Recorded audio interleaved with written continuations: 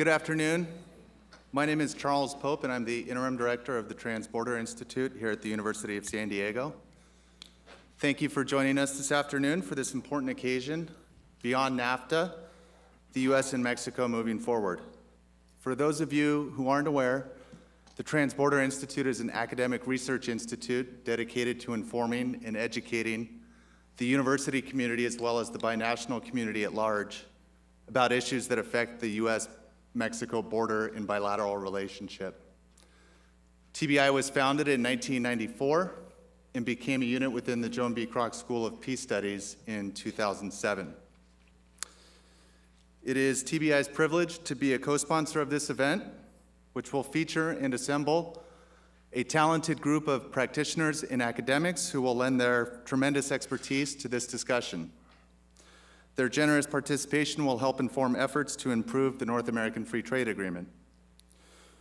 While this event was originally conceived as a way to reflect on the first 15 years of NAFTA, our objective is really to take a forward-looking approach.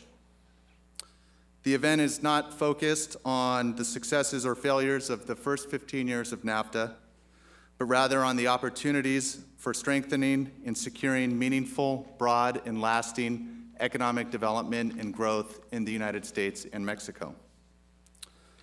Before we get started, I just wanted to thank the Aller Center for International Business for their generous co-sponsorship of this event, the UCSD Center for Iberian and Latin American Studies for its support in providing travel arrangements, and our other partners, the Institute of the Americas, the Mexico Business Center at the San Diego Regional Chamber of Commerce, and the UCSD Center for U.S. Mexican Studies and the San Diego World Trade Center. I also just wanted to remind you that following the event, we're going to have a reception in the Garden of the Sea and in Room G at the back of this building, so please stick around and join us there after the event. With that, I'll introduce my colleague, Denise Diamond, Director of the Aller Center for International Business at USD. Thank you.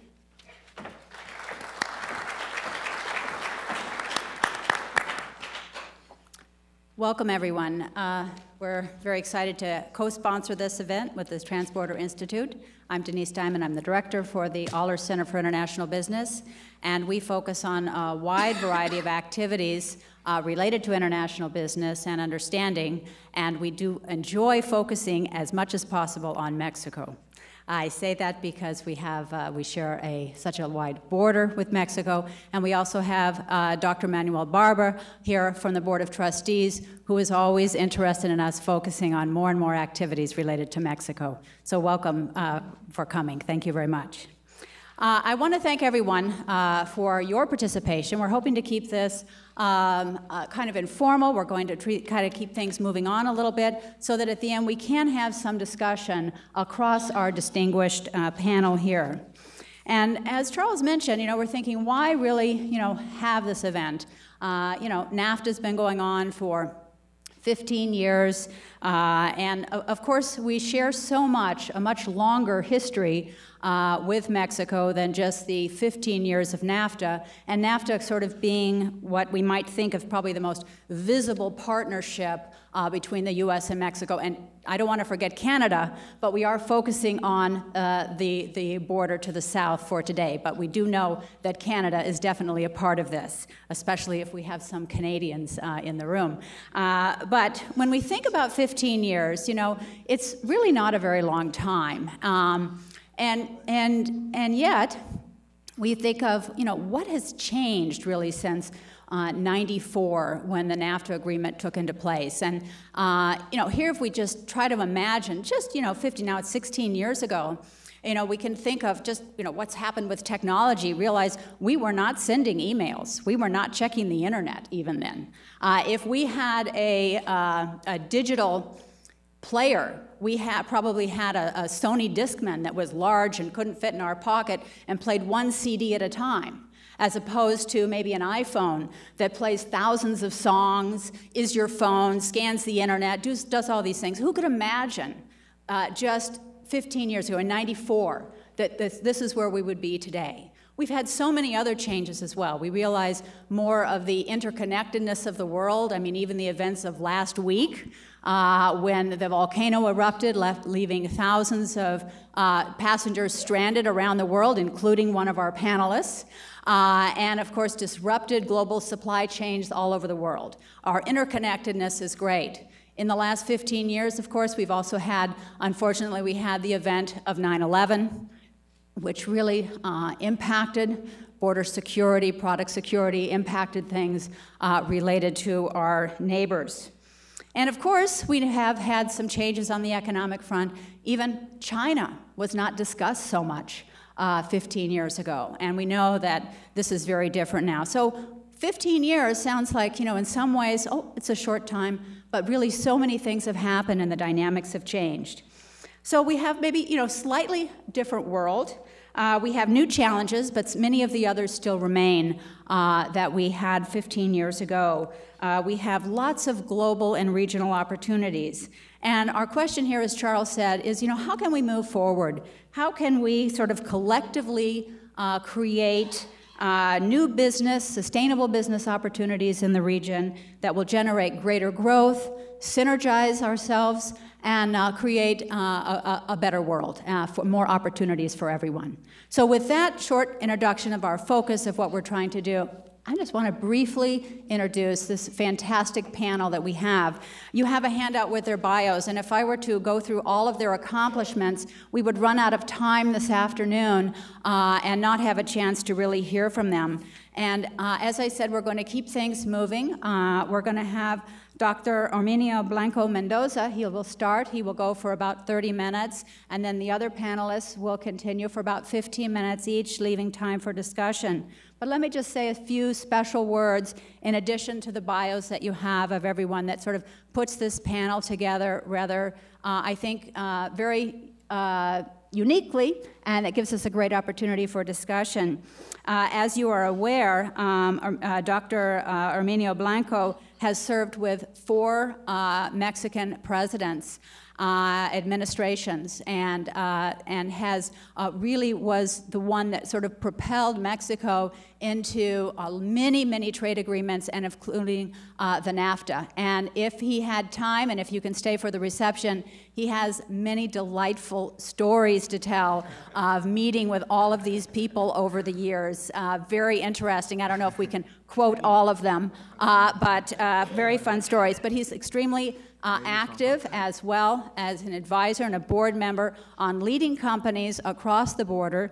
For example, he's on the board for CIDSA and also ArcelorMittal Steel in the U.S. and other boards. So he's active, and he's also the CEO of the Strategic Solutions Consulting that does advising for firms in Mexico, both and in the U.S., and also some public policy advising. Let me go ahead and introduce everyone else so we see how we're going here. It's also a pleasure that we're going to welcome Andres Garza Herrera. And 94 was a very special year for him as well because he graduated with his MBA from the University of San Diego. So that's really why we're celebrating this event here today for 94. And he also has, from his great achievements, was brought back in 2002 to receive the School of Business Alumni Honors Award. We're having the award next week as well for another recipient. But he's currently the president of the Chamber of Industry for Nuevo León, which is really the center of industry. I say that with some people from Mexico City here as well, but Monterrey, Mexico is really known for its industrial base, and he serves in his evening part-time job as the director, as the president of that business association, representing business interests in the region, and as an advocate for change and helping support businesses. He is also, in his formal job, is working for as the Director of New Business Development for Grupo Cygnus in Monterrey as well. And then on his right, we have Barbara White, who is the CFO for Taylor Guitars, And I'm sure that for many of the young people here in the audience, you all know of Taylor Guitars, the leading guitar producer in the world for acoustical guitars. And previously, though, however, and of course, Taylor Guitars has operations both in the U.S. and Mexico. But she also was the Chief Operating Officer and Chief Financial Officer for T-Systems International, which had operations all around the world and was eventually acquired by John Deere Water Technologies, and she served on their executive team. She's an energetic and ethical leader with a proven ability to effectively manage business expansion both in the U.S. and internationally. So she's here to bring also a U.S. perspective to business. And finally, last but not least, Kevin Gallagher is an associate professor of international relations at Boston University. We cannot possibly have a panel at the University of San Diego without having a faculty member present. So we have Kevin Gallagher here to represent the academic community, but he's especially positioned to really address this issue. In addition to being a faculty member, he's also a researcher at the Global Development and Environmental Institute at Tufts University, where he has his PhD. But he's also a well-known scholar and author, and he's specializing in global economic and development policy, co-authoring a very important book, very topical, The Dragon in the Room, China and the Future of Latin American Industrialization, one of the changes that have happened over the last 15 years, in addition to writing books on free trade and the environment, Mexico, NAFTA, and beyond. So you can see that we're very excited that the Transborder Institute and the Aller Center for International Business to bring this panel with all these perspectives. And I know I've talked too long, but I really wanted to recognize the whole panel. And so, Dr. Blanco, if you could begin. Thank you very much.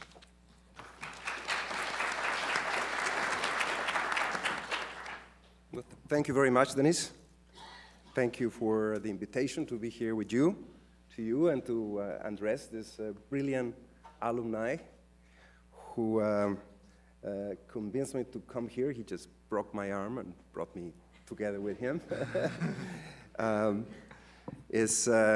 think in your presentation, Denise, you didn't say that, didn't stress enough the quality of the business association that he runs. I will say this is the one and only business association in Mexico that really, really works, and he's been president for a year, and he has one more year to go, doing a lot of good work. I would like to tell you that I've been coming to San Diego for many years, since 1990, when we started all this process of NAFTA, trying to get fast track for the negotiation at that time. That was long, long ago. That was, what, 20 years ago. And every time I come to San Diego, and more as age advances, I realize that in a sense, this is about the best place to come and talk about free trade, and also the worst place about coming to talk about free trade.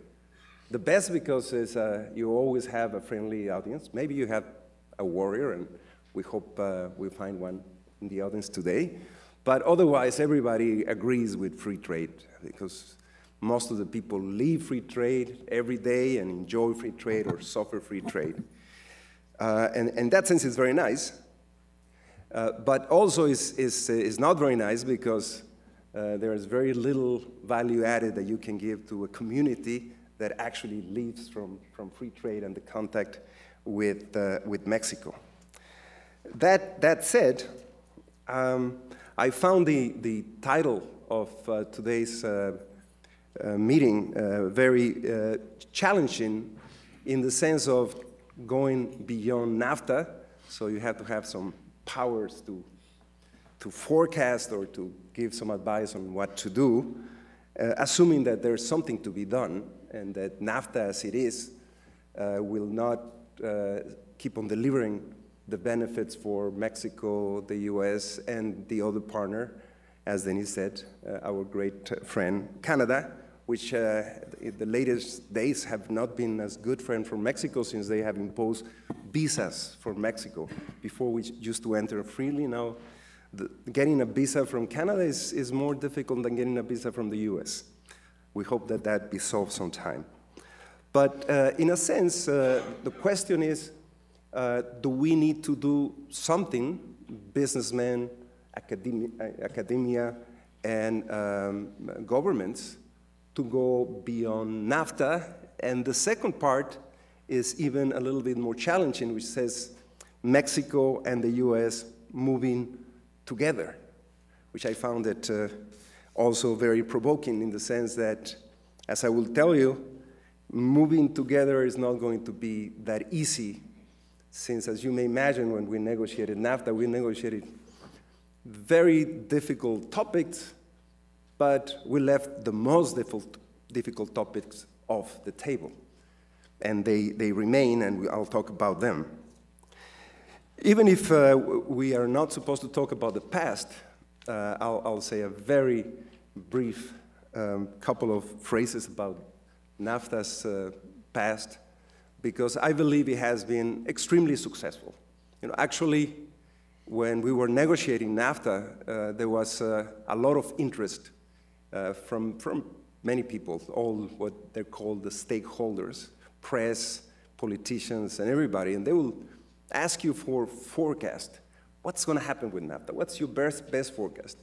And I was careful enough never to give a forecast. I said, well, Mexico is going to be, this is going to be very good for Mexico. We're going to be able to attract many more investments into Mexico, and that will generate better jobs, many jobs and better jobs in Mexico. But I never give a forecast. And actually, even if I had been interviewed on a drunken state, I would have never said that foreign direct investment will grow from $3 billion, what it was the average in the 3 years before NAFTA, $3 billion. And those were very good years because they were already the expectation of the negotiation, to what it was before the crisis, even in 2008. Foreign direct investment into Mexico went to $23 billion. Even under the influence of alcohol or other drugs, I would have never forecasted that. So for me, it's an unqualified success. I hope that through the questions, I will have to qualify that success. And I'm sure I will. And for the US, the fact that Mexico is the second customer, a growing customer with a lot of dynamics that probably will come to be #1 customer sometime in the near future, given the degree of growth and population, the fact that Mexico, notwithstanding the lack of reforms and notwithstanding that we grow slowly, Mexico is consolidating a middle class that is a very good customer for the US, for many products in the US. So for Mexico and the US, I will say it has been an unqualified success. But things have changed, as Denise said, have changed. In 20 years since we started the negotiation, things changed dramatically. First of all, NAFTA gave an electric shock to what it was at the time pretty much a frozen state of affairs in free trade. At the time, the negotiations in the World Trade Organization were pretty stuck. They were not moving. Free trade was not very popular. Actually, in 1990, there were only 10 free trade agreements in the world. In year 2000, there were about 55, and in year 2010, 155. And many of those agreements are caused by NAFTA. And the first thing that we had is a very sour reaction from South America, especially Brazil. When NAFTA was announced, the first response was very sour, and they created their Mercosur and free trade agreements. And obviously, also, Asia got very nervous about what's going on here, and they started with Asian and free trade agreements. So that's something that has changed, and it has changed, I would say, for the worst in the case of Mexico. At the time when we negotiated NAFTA, there were only 3 countries that had free access to the US, namely Israel, Canada, Mexico. So the other two very unlike Mexico. But now the U.S. has free trade agreements with, I don't know, more than 20 countries. And therefore, the privileged position that we had at the time in Mexico, here in the market, has substantially decreased. China has become a member of the World Trade Organization. The restrictions on the exports of textiles of China into the U.S. have been eliminated. And so competition here in the U.S. for Mexican products has worsened.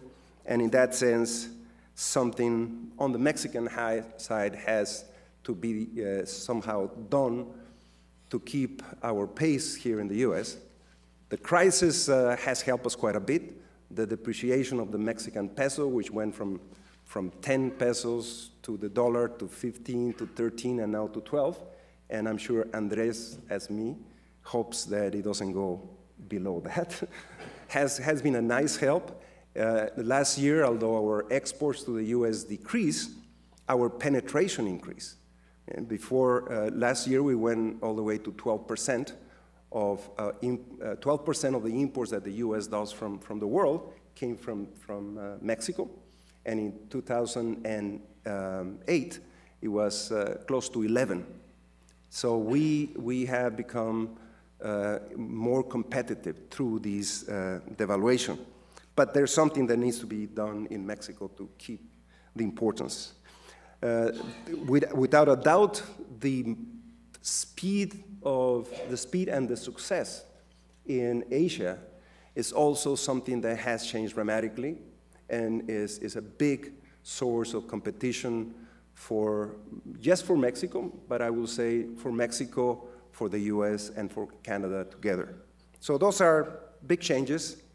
And the other one, the crisis that we live, somehow shows that there is something that has to be fixed in the system, the US trade deficit, the couple deficit, which is the fiscal deficit of the US, the very depreciated exchange rate from China, and the way China has been accumulating foreign reserves like crazy. So something has to happen on the macro in the world. And all of that, I think, is also food for thought in the sense of what's beyond NAFTA. Well, having said that, and I think this is probably one of the most important messages that I would like you to take, is that before we think about beyond NAFTA, it would be a serious mistake to take NAFTA, even if it's getting as old as me and some people in the audience, to take NAFTA for granted. And NAFTA has been successful, but you should never underestimate the capacity of Congress in the US and in Mexico, and maybe even in Canada, to do things that are violations to NAFTA and that may put NAFTA in the hole, eliminating, let's say, or decreasing the degree of certainty that NAFTA has brought through these 15 years.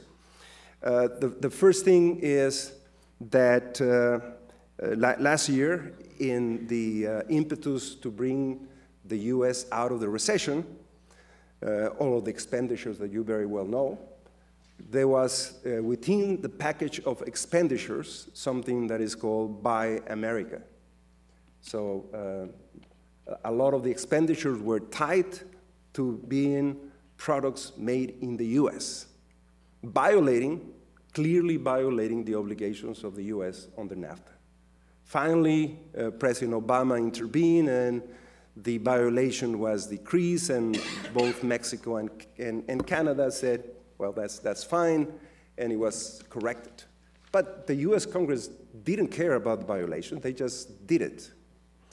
The other one that you very well know, and I think is one that shows the fragility of NAFTA, is that through all these years, the trucking dispute has not been has not been solved.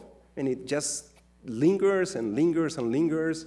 President Bush was brave enough to say, okay, we're going to have a pilot program to show the Teamsters that there's nothing like nothing like the very bad images that they forecast when the trucking sector will be open. And a lot of beautiful kids in the US will be killed by drunken Mexican drivers. That's the way the Teamsters sell the opposition to the trucking liberalization. And in fact, the pilot program that was established with President Bush gave the right statistics that show that Mexican drivers are even more careful and better behaved than the US drivers. And all of that data that has been accumulated has been just thrown away. Finally, US Congress decided to disconnect the pilot program, take the money away, and stop this transparency and data that was being accumulated, showing that we should open because there's no risk that would be implied by Mexican drivers to come. President Obama has not been able to solve this, although the executive power has now the resources to put the pilot program again. That has not happened and has been announced that some solution will happen since November, and nothing much has happened. One hopes that nothing has been done because the White House was waiting to go through the health issue, and then something may happen. Let's hope that that's true. And trucking is, as some of you suffer, and I'm sure you suffer that, trucking is for Mexico and for the US key. If something helps us in Mexico, and the only thing we have that is extremely unique is the fact that we live next to the US. And in that sense, eliminating all the obstacles to trade and all the obstacles at the border is in the benefit of the competitiveness and attractiveness of Mexico. And so for us is fundamental to open up the trucking sector, and that hasn't happened. So one violation of this nature, and this is a strict violation of NAFTA. Not only is it a violation of NAFTA, a panel has diagnosed that this is a violation of NAFTA, and a panel has allowed Mexico to impose duties on the importation of US goods. The size of the measures taken by Mexico are relatively small in comparison to the damage that not allowing Mexican trucks to come into the US. But it has been, I would say, a little bit effective because although it's not big, the selection of goods to which the tariffs were increased was done smartly, and it hits different districts and different congressmen and different senators, which have done a little bit of noise at the White House trying to get that sector open. The other one, which is even more worrisome, is what I will call the new protectionism. Protectionism in the future, it would not be just imposing countervailing duties or increasing tariffs. That's sort of the old way. The new way is to do things that are good for the environment, and everybody applauds what is good for the environment, but behind that, hide protectionism. And I give you a very important sector and a very important example of this. Mexico has become the #1 supplier to the US of appliances, and especially the big appliances. We are by far the #1 supplier. Well, there's a program that will be not only renewed this year, but it will be deepened this year, which is subsidies for the most efficient refrigerators and ovens, rangers, and dishwashers and clothes washers. for the most efficient in terms of consumption of energy and water. And everybody here in the room will say, great. However, there's a small little print that says, but only to those produced in the US. And the subsidy can go up to $200, which makes the total cost of producing a refrigerator higher in Mexico than in the US. So it eliminates all the competitiveness, all the labor competitiveness in Mexico. At this point in time is something that has not hurt Mexico still very much. Some projects have been canceled in Mexico. Some projects have been brought back to the US. And I just give you this example, one, because it can have potential effects on that sector, strong potential effects on that sector, and very clever people could also think, well, if this is working so well in the appliances, why don't we do this for the automotive sector? You know, let's do a subsidy for very clean cars which are manufactured in the US. And so you make cars in the US much more competitive, and plants in Mexico, if that's the case, will lose competitiveness, and some of them will be even closed. We hope that that will not happen, and we hope that the US administration corrects this problem. At this point in time, it's not a big problem, but it's a sign of how NAFTA could lose some of its most important elements, which is the certainty for trade and investment across the border. Now, there are two very exciting initiatives that have been announced in the last few months here in the US by President Obama, which represent very big opportunities for Mexico and the US moving together beyond NAFTA, but they represent also risks against NAFTA. I'm referring to what is called the National Export Initiative, which the objective is that in the next 5 years, the US, believe it or not, the US will double its exports. Now that can be done together with the US, together with Mexico, that is Mexico being a partner for the US, producing in Mexico the parts, the components, those products which are more labor intensive, and keeping here in the US those that are more technical, more technological, more capital intensive, and jointly being very effective exporters in the world. But also increasing exports on such an ambitious way may require some protectionist measures, some of them like the one that I just described, giving subsidies to exports, green subsidies to exports that go from Mexico to the world, from the US to the world. So that's something that could be a risk. The other one, which is even more ambitious and also that represent bigger opportunities and also risk, is the initiative for revitalizing America manufacturing.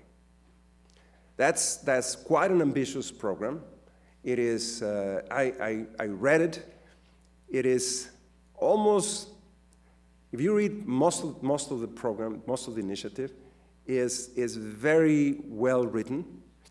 Most of it is, I will say, 100% non-protectionist, except at the end. Except at the end, there's a section that is called, let me see if I wrote the name of the section, which is when I start trembling. It says, oh yeah, there you go. It says, government should help create a competitive business climate, which sounds very good. But then it says, the government should support areas where the market will not deliver the right results. And then a little bit more, it says government should fund to funding. And funding could be very clean, but funding could also mean subsidies, direct subsidies to exports, which are a violation of NAFTA, a violation of WTO. And to double exports in 5 years, that seems like it would be a very attractive instrument for people in US Congress. The other one is, it says that, accepts that the US should not go into manufacturing highly labor-intensive products. That's not for the US, which is very good. But then it says, but activities with reduced labor content, those should be for the US. And obviously Mexico aspires to produce better products, and not only better products, but through time, competition between Mexico and Asia and China has left Mexico out of the competition for low-skill wages products. They're in textiles, in apparel, in small refrigerators, everything that is labor-intensive and a commodity, Mexico has lost competitiveness, and that has moved away from Mexico. And what we are becoming competitive is things that require more skill, that is to say, they require less people. And that's one of the sectors which this manufacturing initiative considers that those should be produced in the US. So this sounds, at least it looks to me as a yellow light, maybe not a red light, but a yellow light, or precaution in the sense that to implement that type of growth in exports, bringing back manufacturing in the US may mean some protectionist movement in the US that will take away something out of NAFTA. So the message being here that before going deepening, thinking about what to do beyond NAFTA and how to deepen NAFTA, one has to be extremely aware that what we have right now has to be protected. I have 5 minutes. All right. Well, 30 minutes went too fast. All right. Now, on deepening the NAFTA, I am convinced that, as I said, that NAFTA has been extremely successful.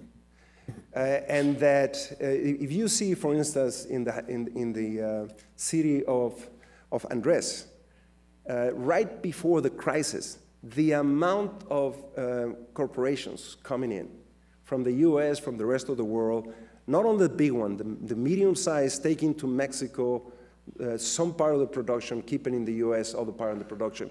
It was amazing to see the type of dynamics that fortunately these last months has come back. I believe that that's just the beginning. I think that even just if governments do not interfere with NAFTA, NAFTA by itself will be extremely successful and integration will be even stronger than today. But governments can do a lot of good things for NAFTA. And the first thing is that one has to be realistic about this. There was a very nice interview that Sergio Munoz from the LA Times did with Cuauhtémoc Cárdenas, one of our great politicians in Mexico. And this was right after the first 5 years of NAFTA. And the interview went very well, and Sergio was very respectful and asking the right questions. And suddenly he said, Mr. Cárdenas, what do you think about NAFTA? And he said, well, you know, my opinion is in general positive. However, it was badly negotiated. And Sergio asked, well, why do you say it was badly negotiated? Well, it was badly negotiated because Mexico, the DOM team of Mexican negotiators, headed by me, did not occur to them that we should have negotiated, like in Europe, a big financial support package. You know, $10 billion a year for the first 15 years of NAFTA. And then we should have negotiated migration together with NAFTA. So with that, NAFTA would have been much better than it is today. Well, Sergio, losing his usual professional behavior, said, Mr. Cardenas, if they have done that, NAFTA will have never been approved in Congress. So the message is, we can dream, but there are things that simply will not happen in Washington. Asking for a financial support program, which would be great to bring NAFTA beyond and to make Mexico and the U.S. move together, for instance, $10 billion a year for the next 10 years.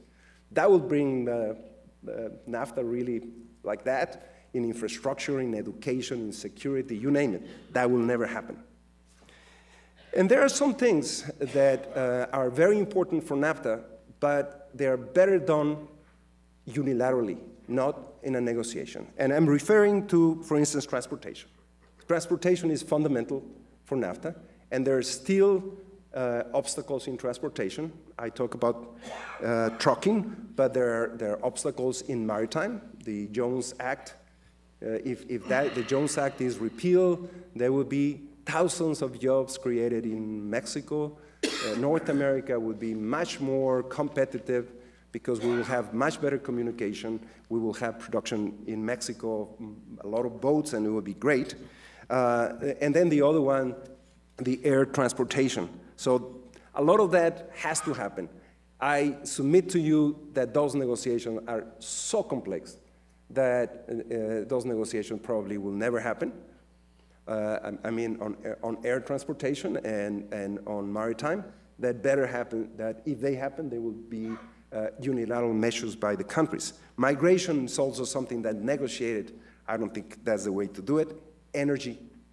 Energy, if Mexico in the next 50 years does something, I underestimated it, probably 100 years does something on substantial on energy, it will not be through a negotiation with the US. It will be done unilaterally. So message here is, one has to be realistic, and there are many things that cannot happen between Mexico and the US. And the good things is that will happen by unilateral movements by every one of the countries. Do I still have 2 minutes? All right. So I will end with saying that in beyond NAFTA, of course, there are many things that still can happen, many sectors, new sectors, the health service sectors.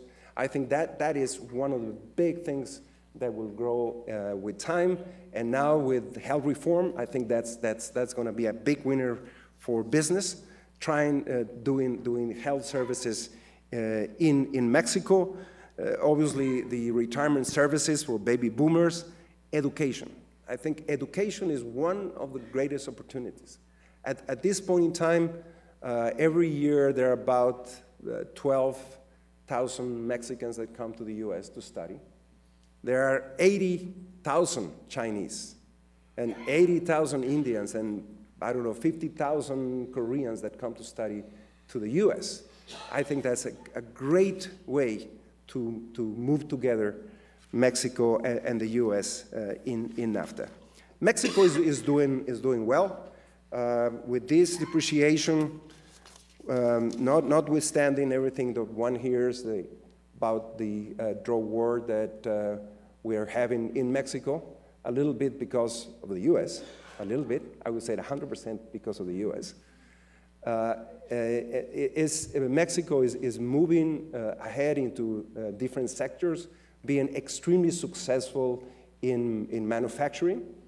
Actually, there was a very nice article in, I think in Reuters or the Wall Street Journal, which speaks very highly about Ford. And Ford has some cars that are highly rated and even highly rated than Honda, and at the time, also very importantly, highly rated than Toyota, which has received very bad press, in a sense unfairly on my point of view. But it says that notwithstanding the union that Ford has here in the US, that Ford has been extremely successful with the Fusion and what is called the MKT Mercury. I mean, those two cars are the most popular, the best quality. And it says, well, but you know where those cars are being produced? They're being produced in Mexico, in Sonora, in Hermosillo. So just a sign that we're moving up the ladder in quality. And the other, to finalize here before I get a reprimand from Denise, the other one is the new big sector in Mexico is aeronautics. At this point in time, we have about 150 suppliers to the aeronautics industry in Mexico. And this is unbelievable. When they told me about it, I couldn't believe it. But this is one of the sectors in which Mexico and the US should work together. And actually, the list, fortunately, the list of sectors that had been listed on the initiative, the manufacturing initiative from the US, coincides with the sectors in which Mexico wants to move. And fortunately, the two governments are talking about those sectors. How can we move into nanotechnology, in aeronautics, in biotechnology? How can we move together in NAFTA and beyond NAFTA? I hope that those conversations go beyond just talk. And as you know, talk without money doesn't mean much. So if the two governments put money together in these sectors and work together, I think we'll see many better things in NAFTA, beyond the last 15 years. Thank you very much.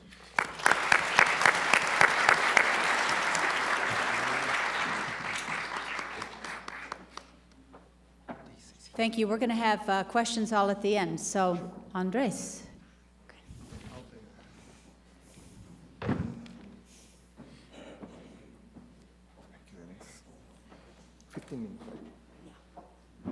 There's some seats down here in the front as well. Okay, good afternoon. And after hearing Herminio talk about NAFTA, being him the creator and the mastermind of NAFTA, many years before NAFTA was even conceived in Mexico, it's difficult to complement his speech. But I will try to complement it from the industrial point of view in Mexico. What seems to be and what will be the real benefit for Mexico, which is industry and basically manufacturing. Mexico is by far the most open country in the world to world trade. It is truly an open country.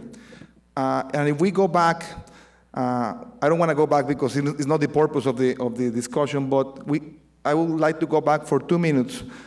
Wait back before NAFTA to the early 1980s when really the openness program of Mexico started with President Miguel de la Madrid. Herminio was very, very young, and I was very, very young at that time. At that time, Mexico joined the GATT, the GATT. And at that time is when Mexico decided to incorporate Mexico's economy to the world. Then, after 14 years of that, NAFTA came, and then after 15 years of NAFTA, here we are today.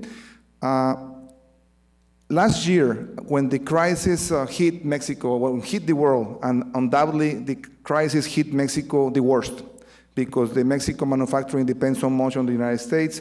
The auto industry in all the north of Mexico is tremendously linked to the United States, and the auto industry in the United States hit the wall. Mexico's economy shrank by around 8%, maybe the most in the world, and the country was hurting. And at the same time, our country was continuing the tariff lowering process, reducing import taxes to Mexico. So here, we as industry face a really strong dilemma. And industry leaders, and in the position I held, we really hit the wall with this dilemma, saying we believe in free trade, yes. Free trade has been good for Mexico, yes. Free trade has made Mexico competitive, yes. Free trade has educated Mexico to compete in the world, yes. But here we are facing a very tough economic situation, and we keep opening the country by lowering tariffs. Is this right or is this wrong? So we really had very, very tough discussions with our federal government on this topic. And I had the chance to participate in all those discussions. And we took a position, very strong position, in saying, no, no more of that, no more, unless Mexico increases our internal competitiveness. Yes, Herminio talked a lot about the policy that has to change, the rules between the two countries, the non-NAFTA violations, but on the other side, we have to make an introspective reflection inside of Mexico, in ourselves as a country, and in our companies to say, are we really competitive? And what are the competitive driving forces that we have? Are we competitive only because Mexico has low-cost labor still? Or are we competitive because we were blessed with a currency depreciation of 20% without having inflation in the country? Well, yes, because we have 20% depreciation or 15% depreciation with no inflation. So it's the first real Mexico peso devaluation in years or ever. So yes, that helped. But do we feel comfortable with that as a country? Do we feel comfortable with that as an industry in saying, yes, now we are more competitive than before? Or do we feel that Mexico is more competitive than before because the oil price goes so high that the transportation cost from Southeast Asia to the United States goes very high? Or the West Coast ports in the United States are congested, so that reduces the competitive advantage of China to Mexico. Do we feel comfortable as gaining competitiveness because of external factors or depreciation? Our answer is no. We need to get more competitive as a country and as an industry based on internal merits as a country. So we say, why we don't do this?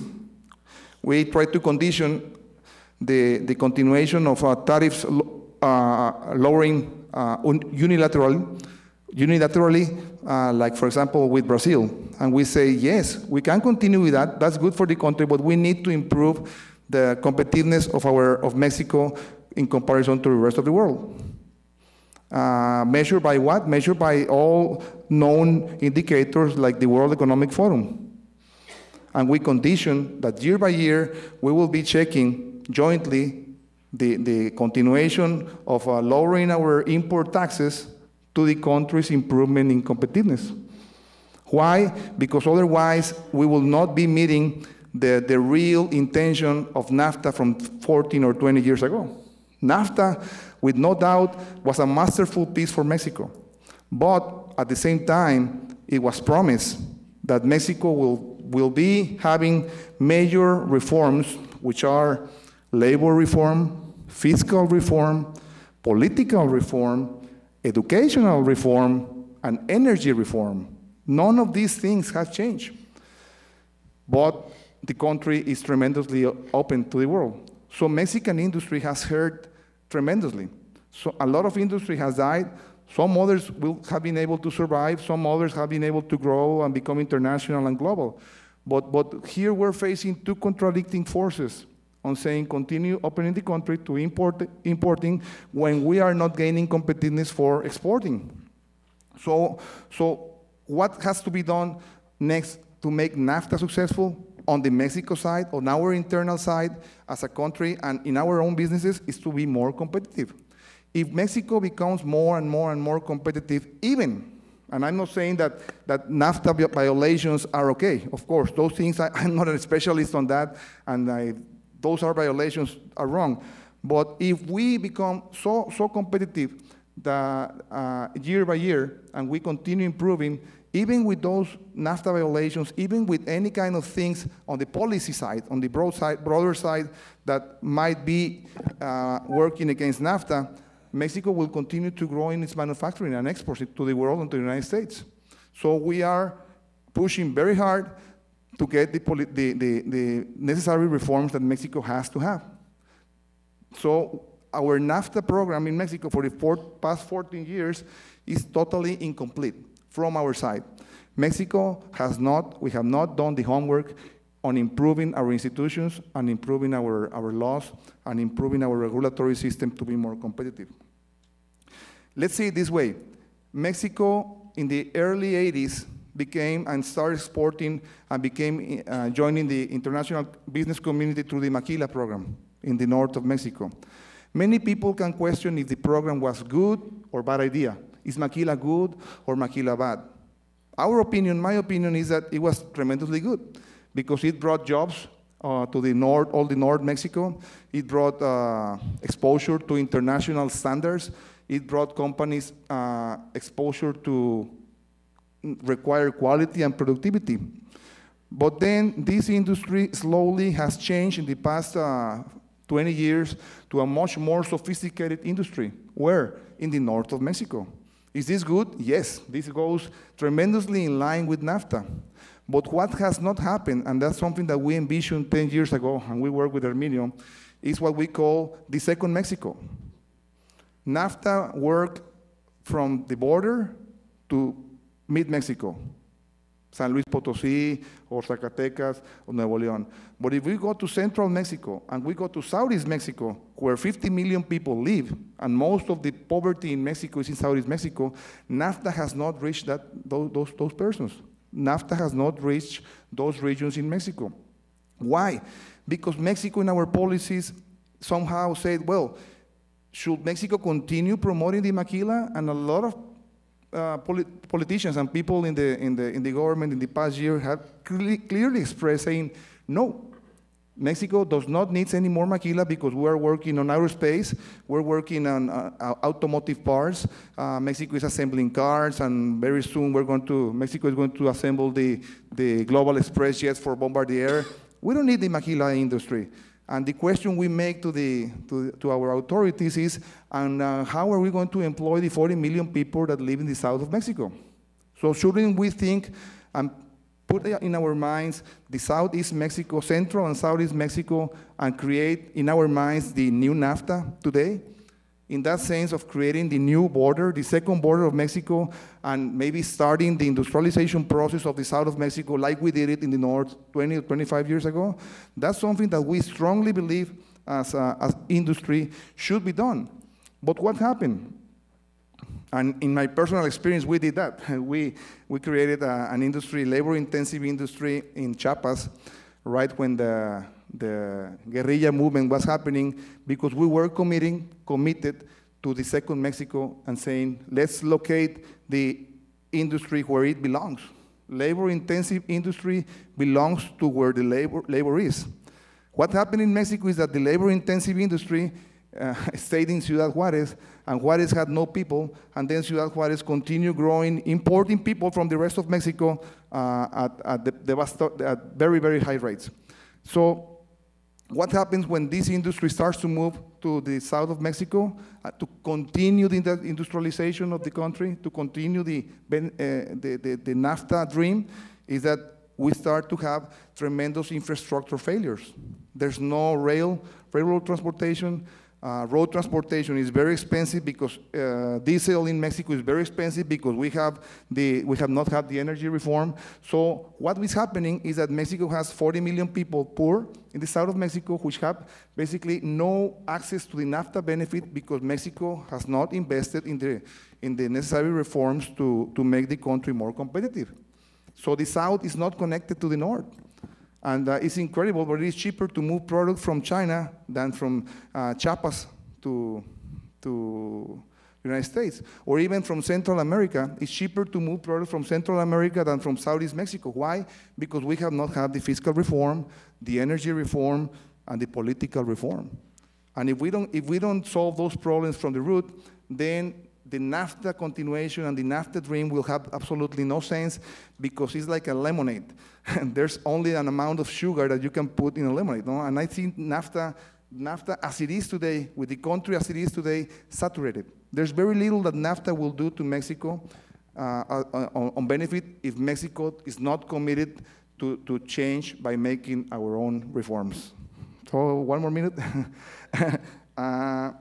Last, very important for the industry, and I don't know if NAFTA has any provisions on that, Herminio, is the climate change. Climate change policies is coming very fast. Our government, Mexico government, for some reasons that we do not understand as industry, is taking tremendously aggressive stance, unilateral stance. There's a lot of misinformation. We're working very, very hard with our governments, but we are very concerned on the baseline that Mexico has set for the CO2 emissions reductions. Mexico generates only 0.8% of CO2 globally, and Mexico is putting itself the most aggressive CO2 reductions emissions in the world.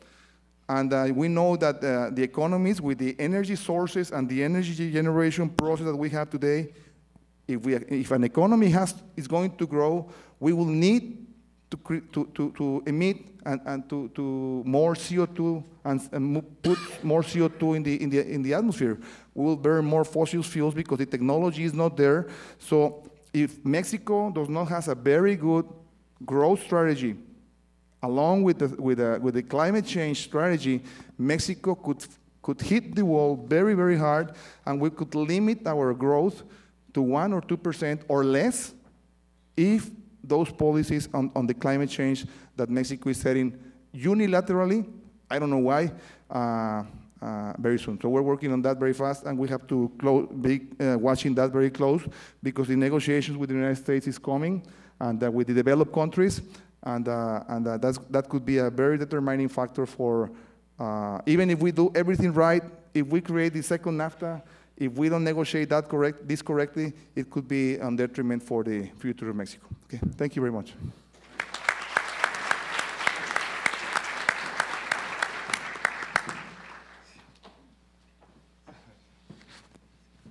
Thank you very much. Now, we'll hear some U.S. perspectives here. Thank you, Barbara.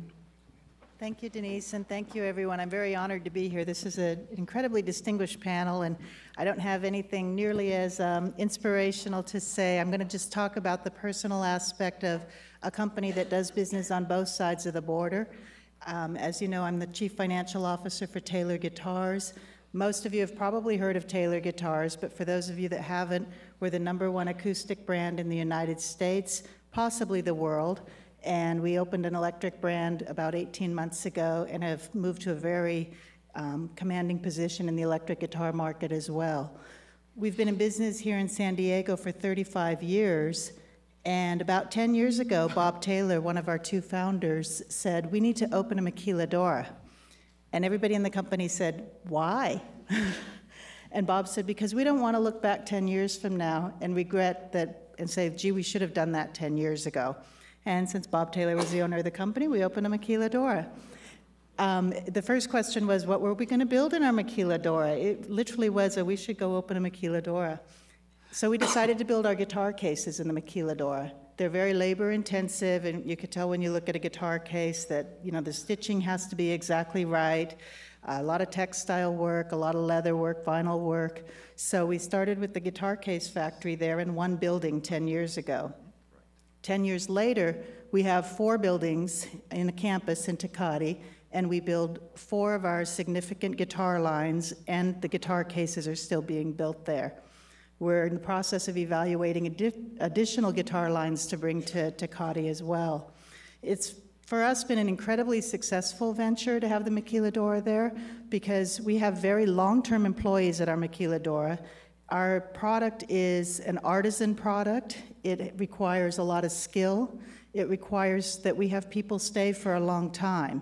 And we've had incredible success on both sides of the border with longevity with employees. We found the Mexican government really easy to work with. It's just been a smooth process for us, actually. One of the things that was different is for the past 9 years, the 2 were run completely separately. There was the maquiladora, and there was the El Cajon factory, and never the twain shall meet. In the past year, we've begun to work on, as it was mentioned, really bringing Mexico and the United States together. And we're a little bit of a microcosm of that, because we kind of sat down and said, well, we're really a global company, and we have 2 factories. So everything we do, we should think of from this global perspective. So now we actually do conduct joint training with the supervisors. Any training that's going to be done on either side of the border, we actually put the people together so they get trained at the same time no matter which factory they're working in. And we're getting a lot of great ideas coming out of both factories where we're able to apply the best practices from one factory to another. An interesting story is that the World Trade Center here in San Diego recently held a lean manufacturing all-day seminar, and we actually sent several of the supervisors from both Mexico and El Cajon to this seminar to just get some exposure to that and see if there is anything applicable. I happened to be down in Secretaty the very following day, and I went into a conference room, and there was all of the lean principles written all over the conference room. The supervisors had come back so excited from it that they'd immediately called meetings with all of the leads and everybody together to talk about how could this be interpreted there. And it was something that I immediately picked up on, that education is so important. So we have now begun offering English classes that we're bringing to the maquiladora, because every time we go down, I speak a bit of Spanish, some of us do, but there still is a bit of a language barrier with a lot of the El Cajon employees that are going down there. So it's been interesting because we're encouraging our El Cajon employees to learn to speak Spanish and our Mexican employees to learn to speak English. And truthfully, I have to tell you that our Mexican employees learning English has been far more well received, far more excitement about it. And it's really, for me, it's great. I go down there at least once a week and visit the facility, and I've gotten to know we have over 200 employees there. We're still adding employees there. We've hired 31 on this side of the border this year since January, and we've hired probably about the same amount in Secretaty, increased our number of employees by about 60 employees since January between both sides, and it's been about evenly split. So, for the music industry, Mexico has been a great manufacturing experience. I know we will never represent huge numbers like aerospace, but it's an exciting industry that people like to work in that provides good value jobs. Fender does manufacturing in Ensenada. Martin Guitars does manufacturing down in Obregon.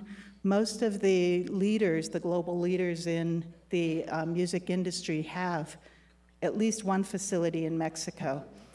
It's interesting because when I first came to Taylor Guitars, I was curious to see how it would be represented, because we're a very high-end brand. Our guitars are extremely expensive, well worth it, of course.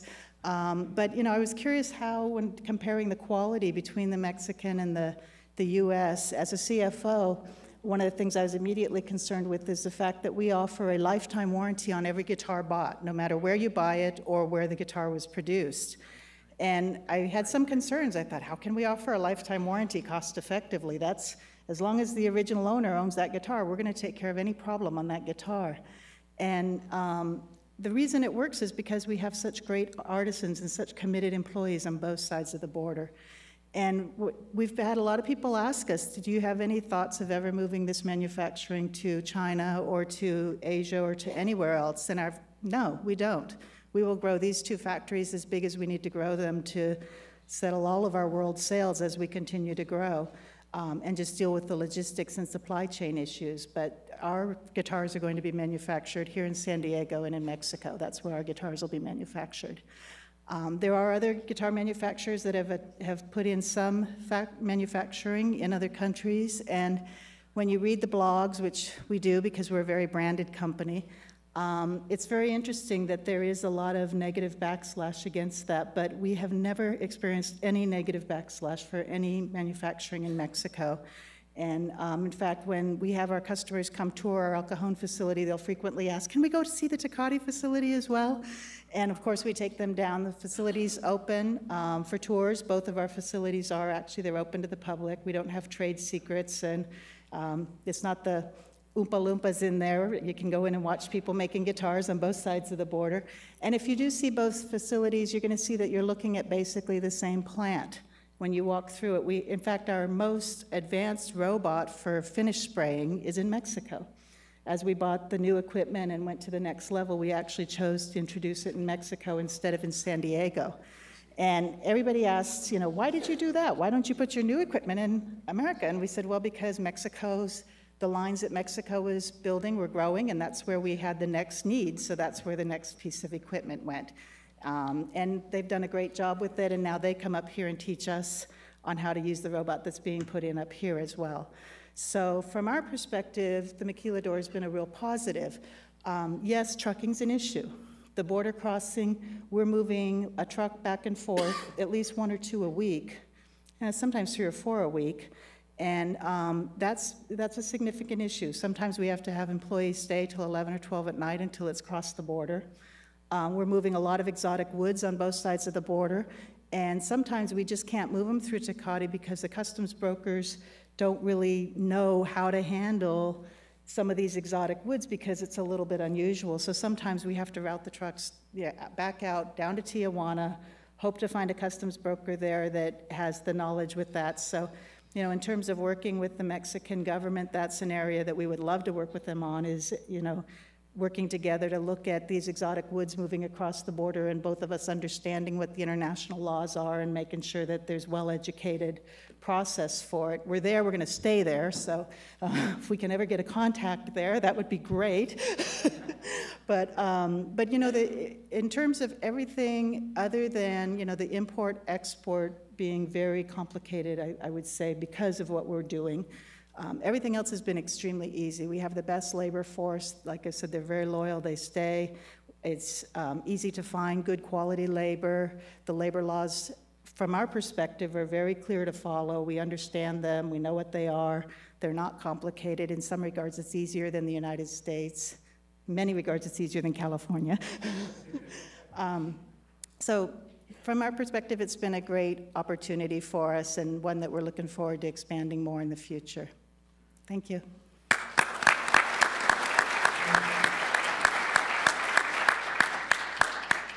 Thank you, Barbara.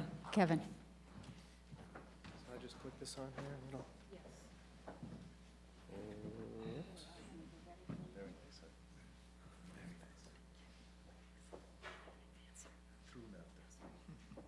Yep. Thanks, Denise, and thanks to Charles Pope and to Denise for asking me to come here. And I just have to give a round of applause to all the students that are here, because I teach at Boston University 3 blocks away from Fenway Park, and I can't get 5 students to come to an event like this on a Friday night. And you folks have the beach, you've got the beautiful sunny day, and here you are talking about something that happened 15 years ago. I give you a big round of applause. I'm going to be a little bit more critical than the rest of my panelists, and so I want to make sure that I'm not misunderstood. I'm an economist by training. And after the financial crisis, I have to say that I'm a recovering economist, given the fact that we made a big mess of the world economy. I actually teach Jim Gerber's international economics class, and I'm a big supporter of free trade.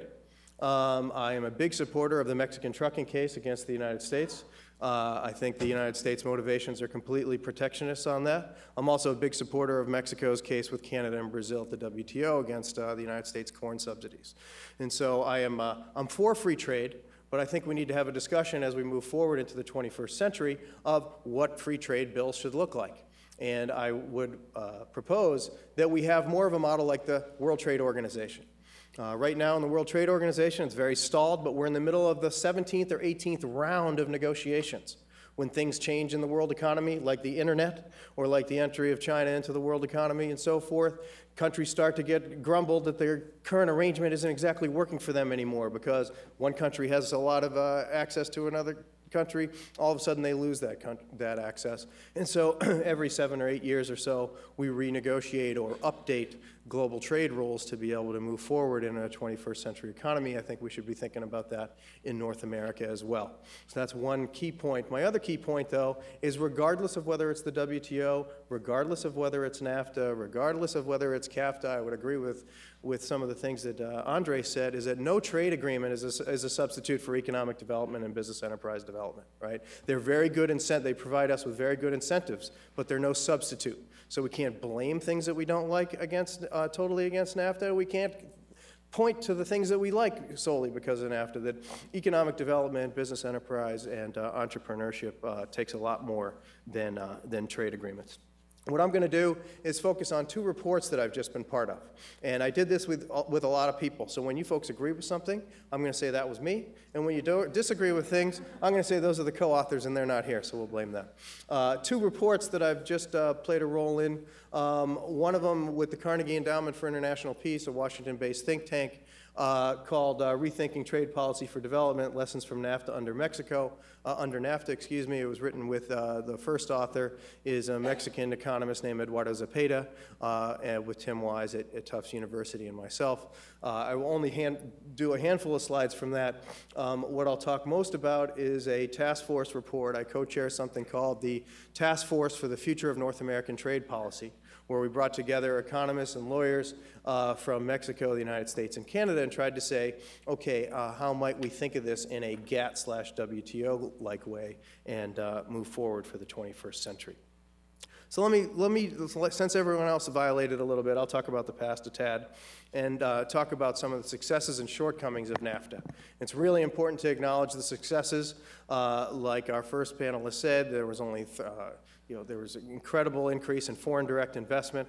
Both foreign direct investment and exports to Mexico increased by a factor of 3 in real terms. That's incredibly significant. We've had over $20 billion of foreign direct investment into Mexico for a number of years. Also, Mexico also has, and this isn't really a NAFTA thing, but to support NAFTA, you need a certain style of macroeconomic policy. Mexico has to be really credited for controlling its macroeconomic situation to a certain degree, right? They really reduced inflation during the NAFTA period, recovered from a 1994 crisis in a significant manner, and they reduced public deficits in a significant way. However, there were some significant shortcomings that I'll talk about. Despite all the increases in exports and investment, there's been very slow growth in the economy and low levels of total investment. There's been persistent macroeconomic vulnerability and weak job creation and a widening U.S. Mexico wage gap, and also costly environmental degradation. These are some of the things that we can move forward with. This graph really talks about, really shows it in a nutshell. The blue line here is exports as a percentage of GDP, and like we see, this has increased in an incredible manner, right, on a factor of 3 in real terms. However, the red line here is annual per capita GDP growth, which has only been about 1.5% a year during the entire period, even during this oil boom and commodities boom that lasted from 2003 to 2007. It's a puzzle of even in this period here, before China enters the WTO, that Mexico had exclusive access to the United States economy and only grew at a rate of just over 1% a year in per capita terms. There's also been very weak job growth in Mexico. In the manufacturing sector, there's only been, until 2007, there was only a net increase in manufacturing jobs of about 500,000 persons. Half of those were wiped out in 2008 because of the financial crisis. We're starting to see incremental increases in that, hopefully in 2009 and 2010. And this graph here shows the collapse in agriculture. There's been 2.3 million job losses in agriculture, some of it due to the lack of productivity in the Mexican agricultural sector, with all due respect, but also a lot of it due to protectionism in the United States. We have incredible subsidies for our grains and other sectors, and we also have a high level of concentration where only a handful of firms control the market and control prices when they move into other countries. Half of the jobs that were created in Mexico, only half of the jobs that were created in Mexico have the benefits that you would expect. And there's a million people that enter the workforce every year. So there's about 500,000 people that have been trying to come into the United States and successfully come into the United States every year for because of the lack of this growth.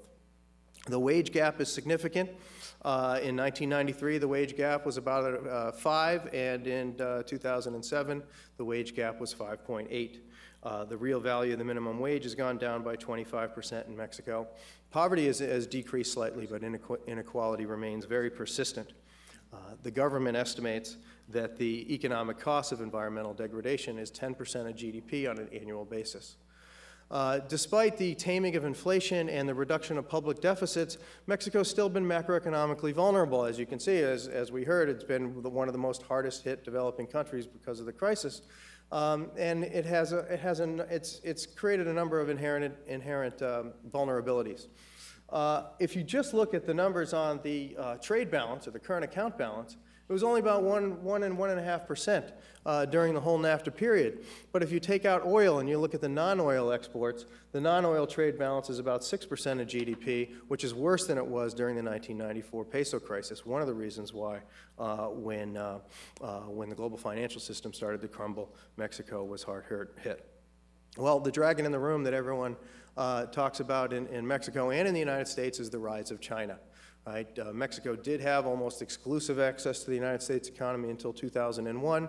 China enters the WTO in 2001, and things change. As you mentioned, I have a book coming out on this where we analyze the relative competitiveness of Mexican sectors versus Latin America in general, but versus the Chinese. This is just a this looks at the top 10 Mexico exports and the extent to which they're under threat from China. In our book, we show, we do an analysis that says if a sector, if an industry is gaining ground in the U.S. economy by the Chinese and losing ground by Mexicans, and there's a statistically significant correlation between the two, we call that sector under threat. Okay? If there's a sector where the Chinese are growing, and the Mexicans are growing as well, but the Mexicans are growing slower, we call that partial threat. And 97% of all Mexican exports are either under a direct or an indirect threat in the U.S. economy, 91% in the global economy. So Mexico is sliding in its competitiveness in the U.S. economy. Yes, in 2009, because of the devaluation and because of the auto bailout, there were increases in exports to the United States. But in general, it's losing competitiveness, especially to China. This shows a number of sectors and looks at the change in the share.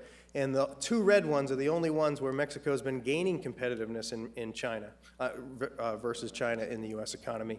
And those are trucks and autos. Trucks and autos, and our research shows that the reason why trucks and autos are gaining competitiveness relative to China comes to two reasons. One, they're close and they're heavy. We already heard about the high gasoline prices and the oil prices. It costs a lot of money to get a ship from Shanghai to Long Beach. It's still, even with all the trucking stalls and the long lines, it's still more competitive to put trucks and put cars on trucks to get them across the United States. And the other dirty little secret of NAFTA, the other reason why auto is more competitiveness is because it has these rules of origin clauses that require that a certain percentage of all autos sold in North America are made in North America. So Mexico has a natural or a fabricated comparative advantage in the low-skilled labor component of that. This is really severe given the fact that China faces a tariff that's about 6 times that of Mexico and a transportation cost or time cost that's 18 times that of Mexico. It takes 18 days to get a shipment of electronics from Shanghai to Long Beach, whereas it takes about 6 hours to get it from Puerto Vallarta. That's the past. What I did with the co-chair, Enrique Dussel-Peters, from UNAM in Mexico, was say, hey, let's not cry over stuff that's been happening for 15 years. It's the 21st century. Let's move forward and put together a panel or a task force to try to think about the future of NAFTA and the future of the North American trade agreement. These are the 8 to 10 people. We had Enrique Dussel-Peters from UNAM and Rodolfo Garcia Zamora. He's from the University of Zacatecas, probably Mexico's biggest immigration expert. And folks from the United States and Canada.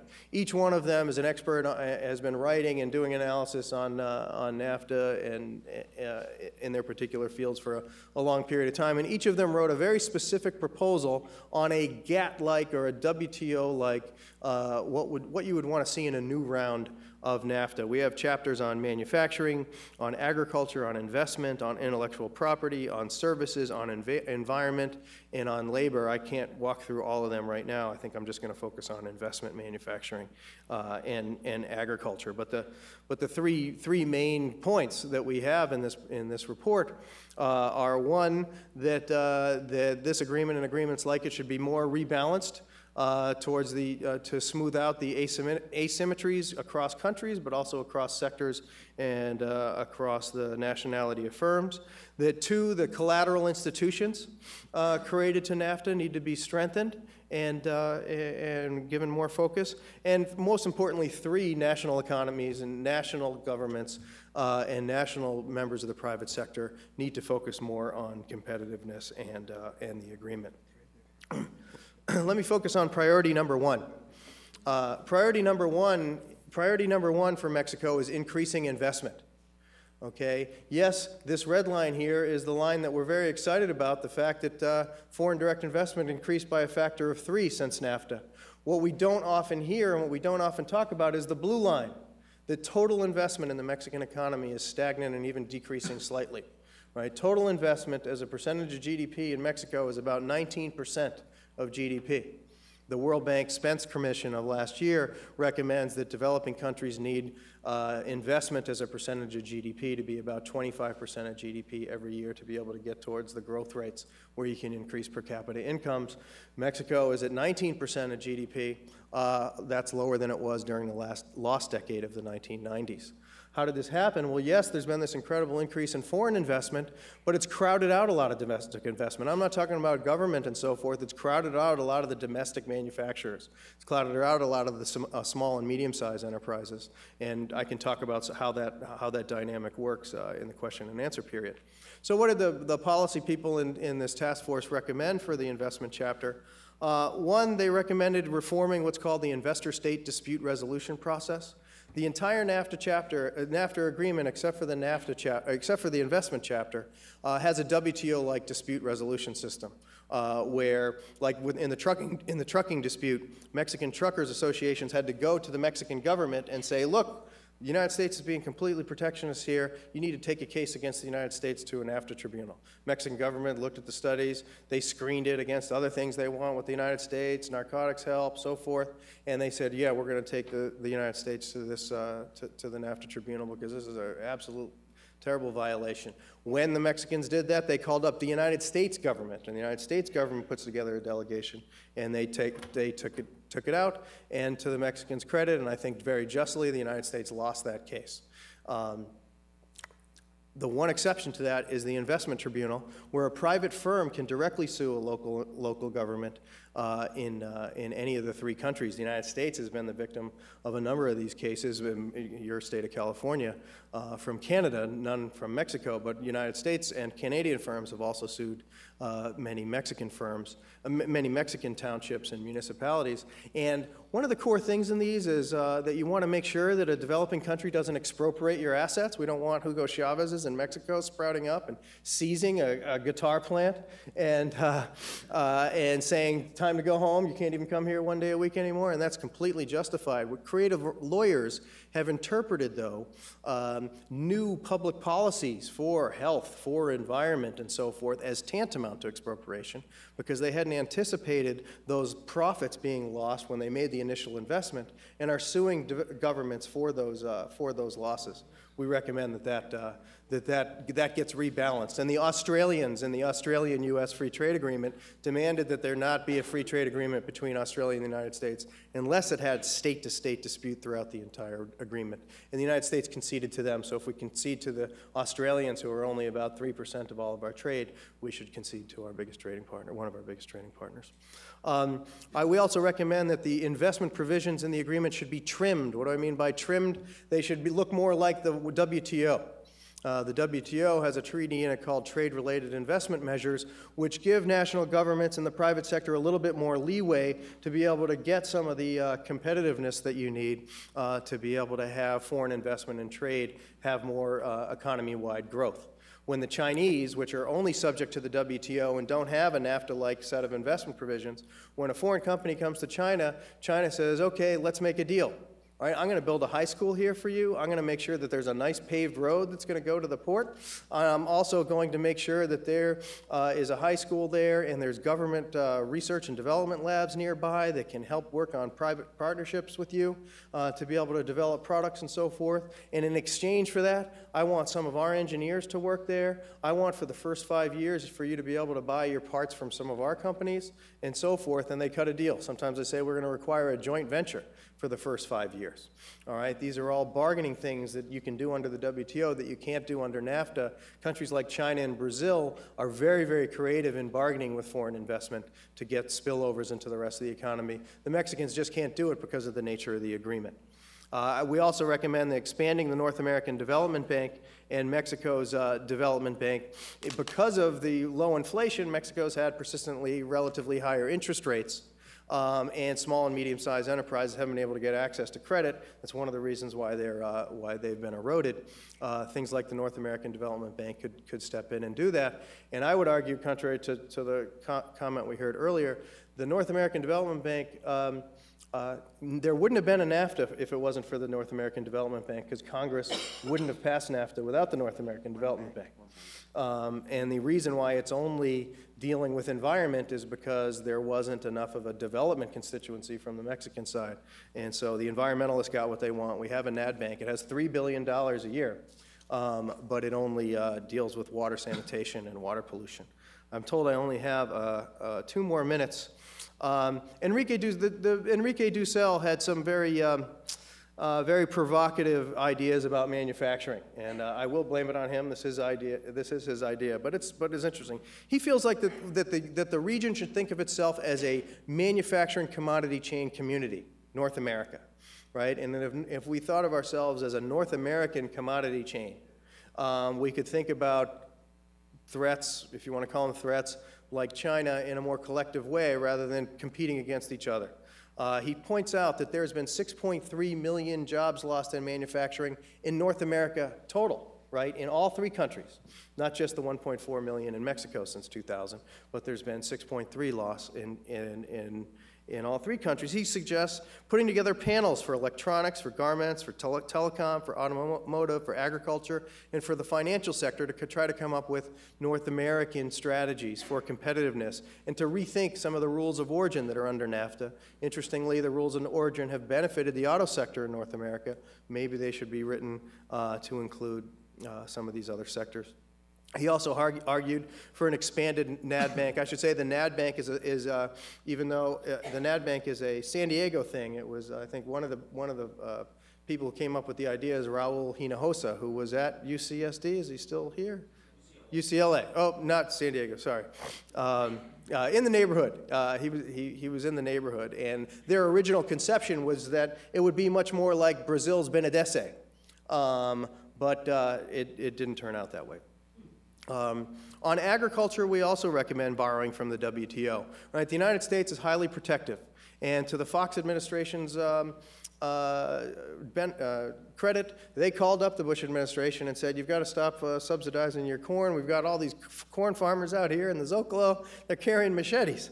And the United States said, this absolutely not. We're not going to look at that issue. There is a case at the WTO where Mexico is part of a case with the Canadians and others to try to get the U.S. to change its subsidization of agriculture. But while we continue to drag our feet and continue to pass farm bills in the United States where we're dumping all this money into our corn farmers, Mexico has lost a couple million, continues to lose millions of jobs in that sector. Under the WTO, you can have a special safeguard mechanism. Right? The WTO is a special safeguard mechanism. Whenever there's a mass inflow of imports, you can hold some of them out, and saying it's unfair until you can move into the dispute settlement. Countries like India use that for rice all the time. The folks who looked at agriculture in our report also thought that some collateral institutions need to be dealt with that can supply credit and deal with infrastructure in the agricultural sector. I can answer questions about the environment. My time's up during the question and answer. But there's 4 main points that we have as far as conclusions. 1, NAFTA needs to be updated to represent today's North America. As Denise said, there was no internet, there was no China to compete with. A lot of things have changed. NAFTA is a great start that needs to be built on. We've increased trade in the region. Now we need to increase development in the region. There's many precedents in more recent free trade agreements and country experiences that we can draw on.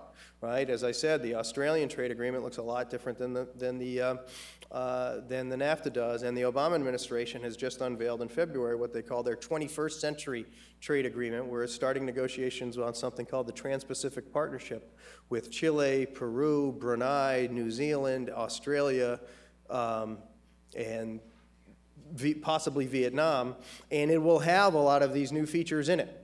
I'm on a panel I'm on a State Department panel where we're discussing what are the features that are going to be in it. We can borrow some of that. What I'm really worried about, and I think it's a shame, that great, we're going to learn from the past with agreements that represent about 2% of U.S. exports, but we're not going to learn from the past and change things with one of our biggest trading partners and our neighbor in a great country. Three, that collateral institutions are needed to make trade agreements work to their utmost potential. The original Hinojosa ideas about things like NADBank would do a lot better to help deal with many of the asymmetries. And four, trade agreements are no substitute for coherent national development policy. Mexico and the United States need to deal with competitiveness. R&D as a percentage of GDP is 0.36% in Mexico. Add the private sector at 0.78% of GDP in Mexico. The Chinese spend 1.5% of GDP. The Koreans spend 3% of GDP. And to be able to move up the value chain and be truly competitive, you're going to need to do a lot more than that. Thank you very much.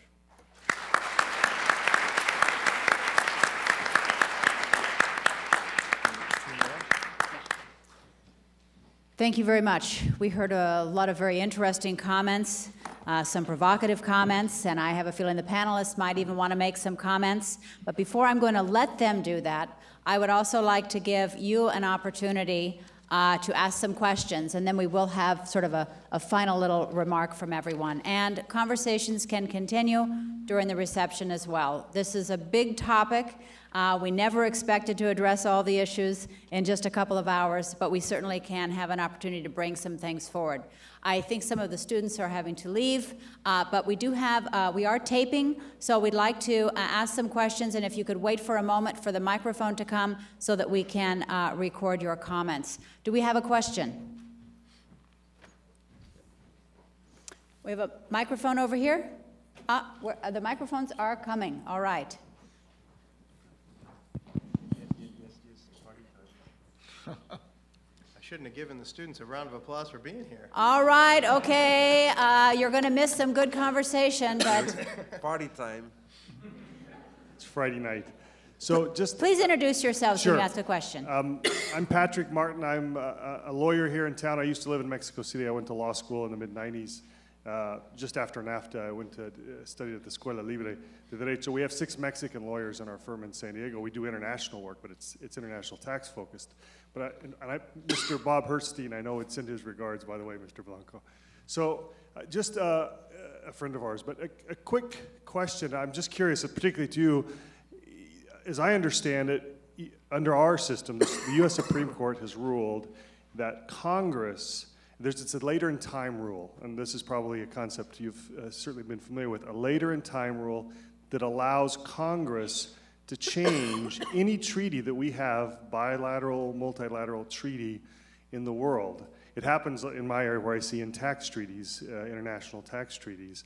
And I know it's a much more complicated issue from an international relations point of view, but that is, the Supreme Court has ruled that if later in time, whether the treaty or the statute gets passed, that's what rules.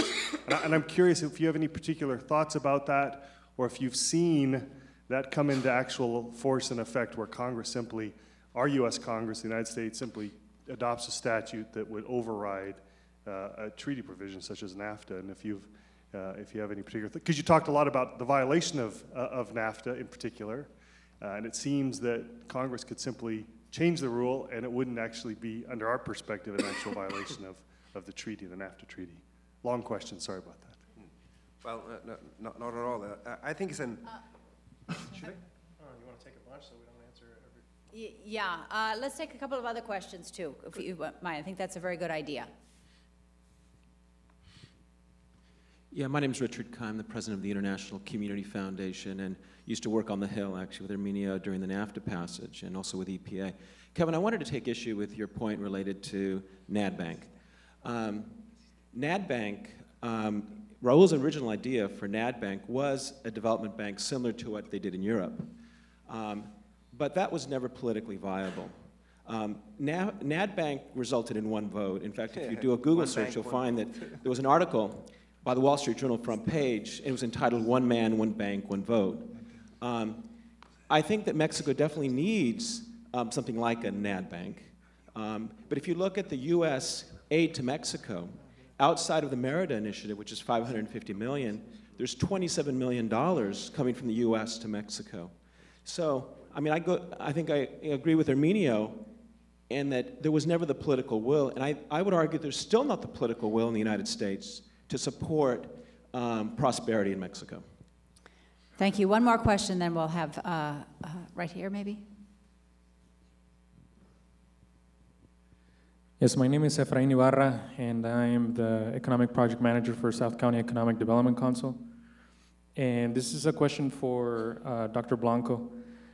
And just to start, I do agree with the importance in this binational world of California and Baja California of transportation, which is one of our greatest sectors here.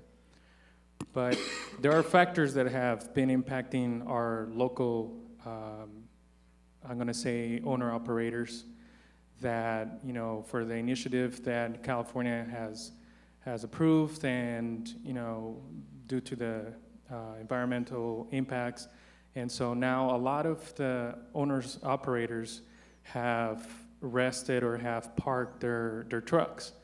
And you have those logistic companies that, you know, they give at a lower rate or at a lower pay the opportunity for Mexican truckers to come and cross and do this transportation of goods.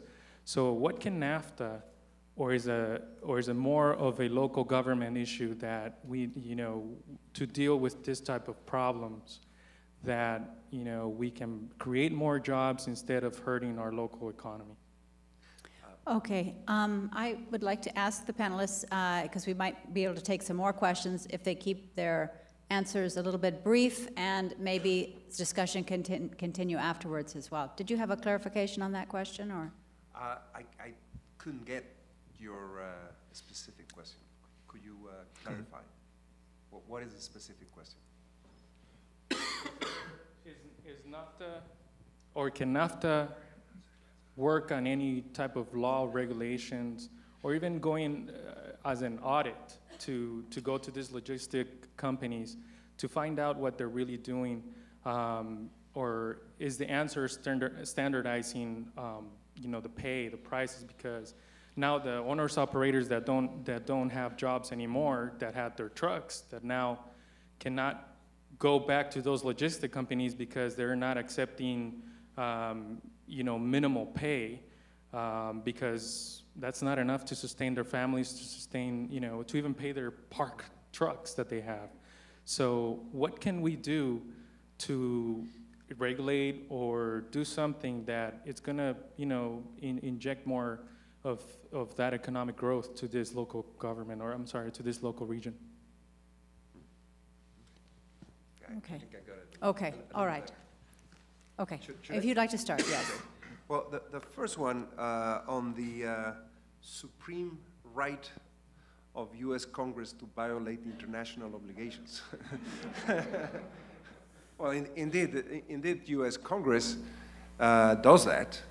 And to those of you that know very well U.S. Congress, like my good friend, things in the loop, and especially on the Hill, are done for basically local interest.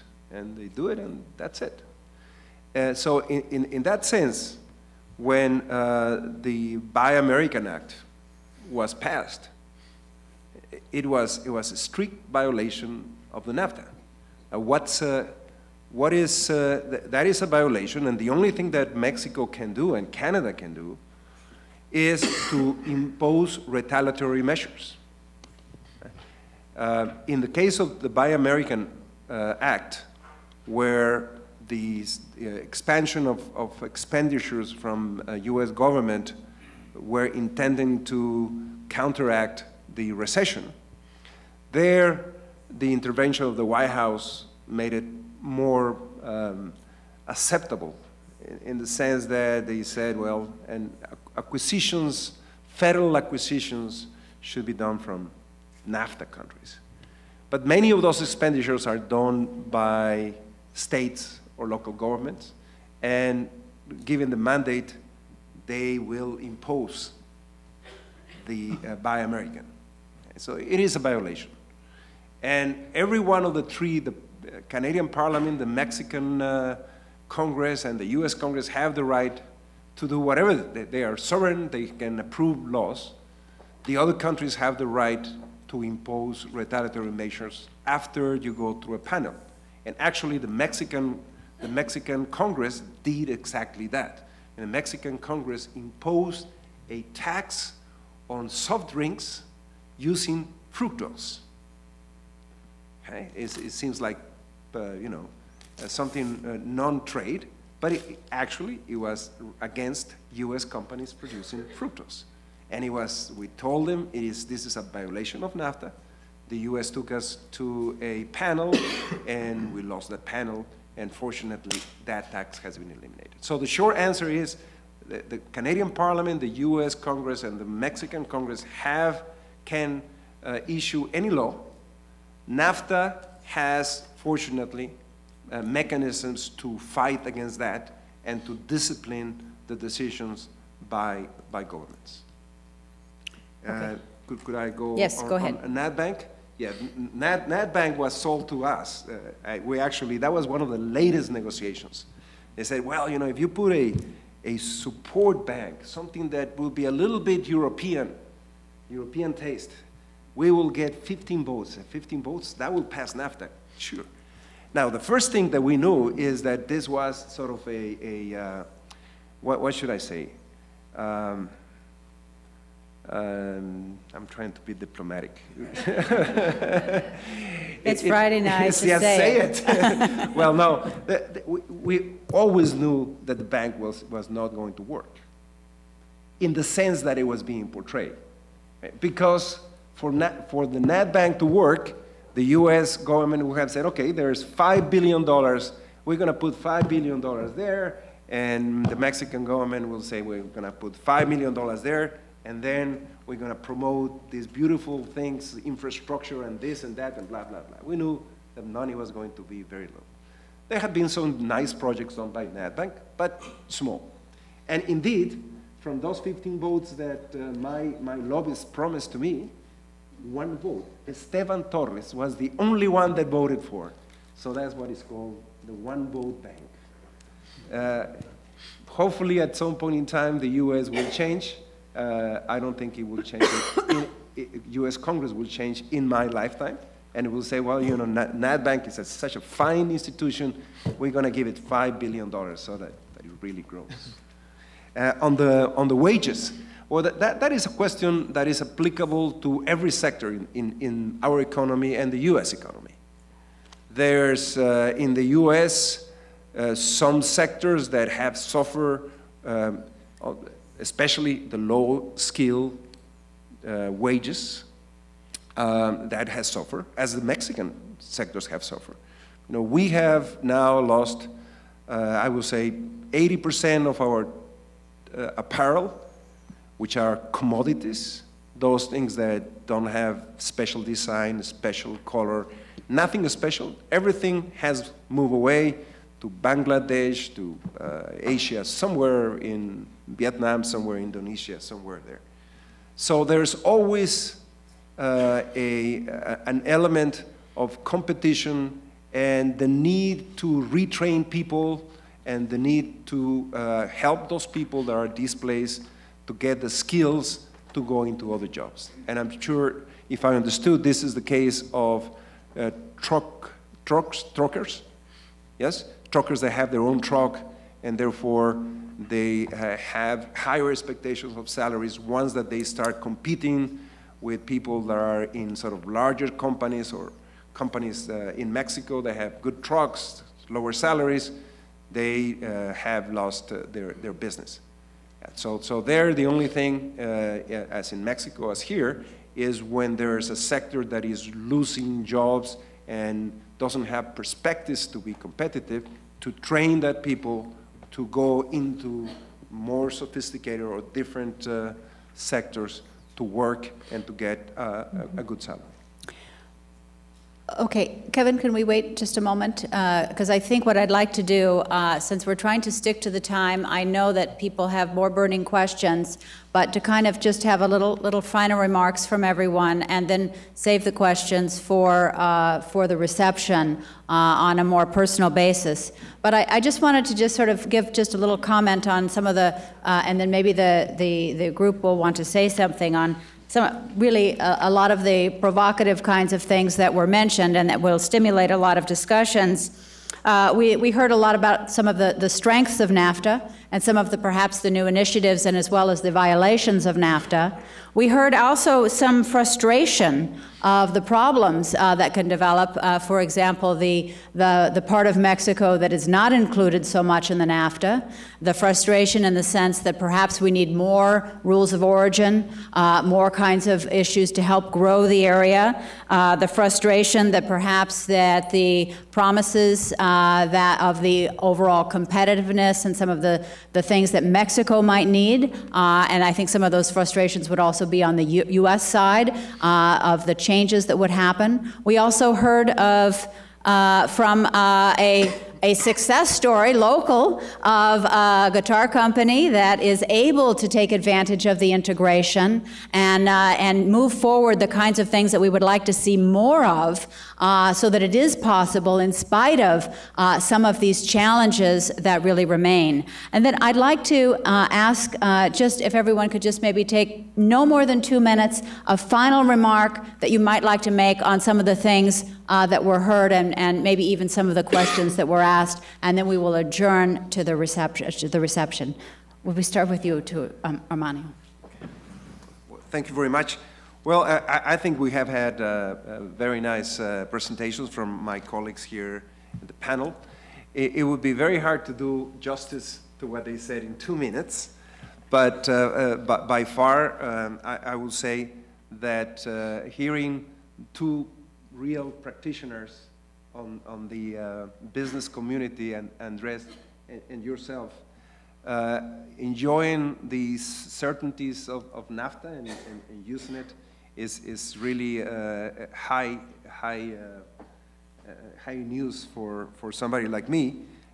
Obviously, there is a lot that can be done and has to be done in Mexico for Mexico to grow faster, but it's not because of NAFTA that we have not grown as we should have.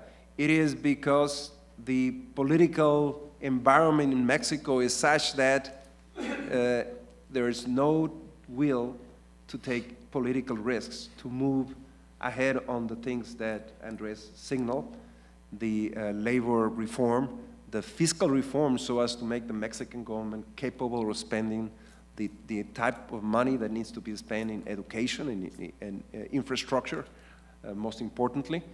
But it's not because of NAFTA. I think NAFTA has changed Mexico substantially in the north. And if in the south the change is not as notable, is because in the south, the rule of law is less than in the north. In the south, education is less than in the north. And the Mexican government has not had the money, the capacity to spend so as to have the right infrastructure to connect the U.S.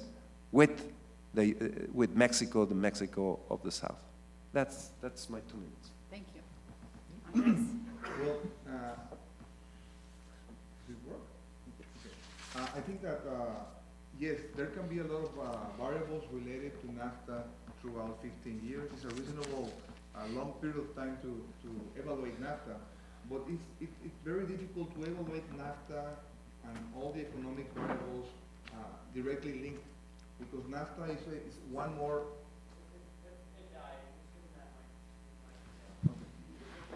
Okay, because NAFTA is only is one more of the variables that play on the economic arena in Mexico.